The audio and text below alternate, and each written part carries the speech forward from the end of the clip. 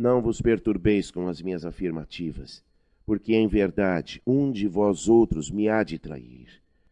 As mãos que eu acariciei voltam-se agora contra mim. Todavia, minha alma está pronta para a execução dos desígnios de meu Pai. Parecia que os componentes do Sagrado Colégio estavam na véspera da divisão de uma conquista material, e como os triunfadores do mundo, cada qual desejava a maior parte da presa. Com exceção de Judas, que se fechava num silêncio sombrio, quase todos discutiam com veemência. Sentindo-lhes a incompreensão, o mestre pareceu contemplá-los com entristecida piedade. Nesse instante, os apóstolos observaram que ele se erguia. Com o espanto de todos, despiu a túnica singela e cingiu-se com uma toalha em torno dos rins, à moda dos escravos mais íntimos, a serviço dos seus senhores. E como se fossem indispensáveis as palavras, naquela hora decisiva de exemplificação, tomou de um vaso de água perfumada e, ajoelhando-se, começou a lavar os pés dos discípulos. Ante o protesto geral em face daquele ato de suprema humildade, Jesus repetiu o seu imorredouro ensinamento. Vós me chamais mestre e senhor, e dizeis bem, porque eu o sou. Se eu, senhor e mestre, vos lavo os pés, deveis igualmente lavar os pés uns dos outros no caminho da vida. Terminada a lição e retomando o seu lugar à mesa, o mestre parecia meditar gravemente. Logo após, todavia, dando a entender que sua visão espiritual devassava os acontecimentos do futuro, sentenciou. Aproxima-se a hora do meu derradeiro testemunho. Sei, por antecipação, que todos vós estareis dispersados nesse instante supremo. É natural, porquanto ainda não estáis preparados, senão para aprender. Antes, porém, que eu parta, quero deixar-vos um novo mandamento, o de amar-vos uns aos outros, como eu vos tenho amado.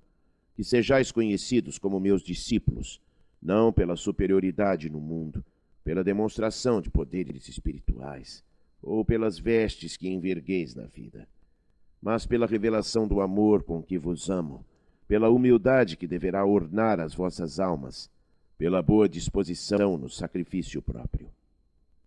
Vendo que Jesus repetiu uma vez mais aquelas recomendações de despedida, Pedro, dando expansão ao seu temperamento irrequieto, adiantou-se indagando.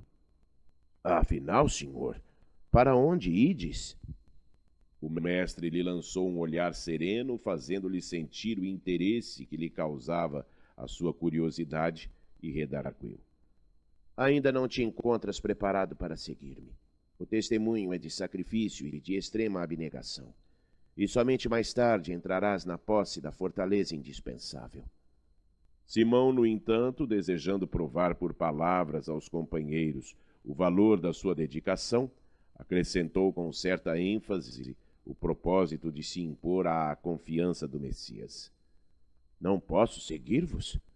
Acaso, mestre, podereis duvidar de minha coragem? Então, não sou um homem? Por vós darei a minha própria vida. O Cristo sorriu e ponderou. Pedro, a tua inquietação se faz credora de novos ensinamentos. A experiência te ensinará melhores conclusões, porque em verdade te afirmo que esta noite o galo não cantará sem que me tenhas negado por 3 vezes. Julgai-me, então, um espírito mau e endurecido a esse ponto? Indagou o pescador, sentindo-se ofendido. Não, Pedro, adiantou o mestre com doçura. Não te suponho ingrato ou indiferente aos meus ensinos, mas vais aprender, ainda hoje, que o homem do mundo é mais frágil do que perverso. A humildade com que o Cristo se entregava desapontara alguns deles, que não conseguiam compreender a transcendência daquele reino de Deus, sublimado e distante. Pedro e João, observando que a detenção do mestre pelos emissários do templo era de fato consumado, combinaram entre si acompanhar de longe o grupo que se afastava, conduzindo o Messias. Debalde procuraram os demais companheiros que, receosos da perseguição, haviam debandado. Ambos, no entanto, desejavam prestar a Jesus o auxílio necessário. Quem sabe poderiam encontrar um recurso de salvá-lo. Era mister certificar-se de todas as ocorrências. Recorriam às suas humildes relações em Jerusalém a favor do mestre querido. Compreendiam a extensão do perigo e as ameaças que lhes pesavam sobre a fronte.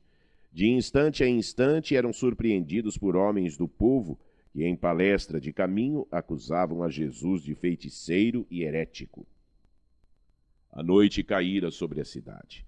Os 2 discípulos observaram que a expedição de servos e soldados chegava à residência de Caifás, onde o Cristo foi recolhido a uma cela úmida, cujas grades davam para um pátio extenso.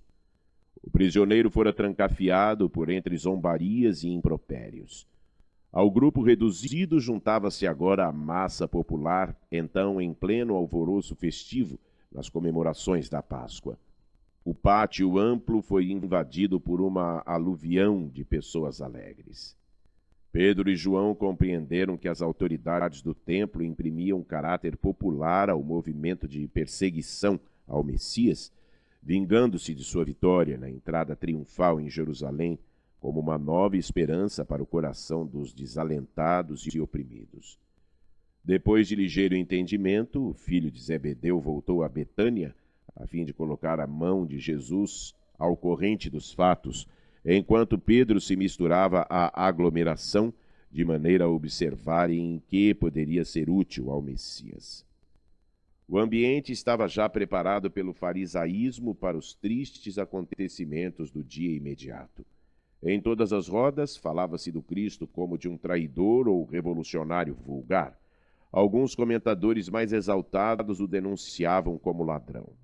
Ridicularizava-se o seu ensinamento, zombava-se de sua exemplificação, e não faltavam os que diziam em voz alta que o profeta nazareno havia chegado à cidade chefiando um bando de salteadores. O velho pescador de Cafarnaum sentiu a hostilidade com que teria de lutar para socorrer o Messias e experimentou um frio angustioso no coração. Sua resolução parecia vencida. A alma ansiosa se deixava dominar por dúvidas e aflições. Começou a pensar nos seus familiares, em suas necessidades comuns, nas convenções de Jerusalém, que ele não poderia afrontar sem pesados castigos. Com o cérebro fervilhando de expectativas e cogitações de defesa própria, penetrou no extenso pátio onde se adensava a multidão.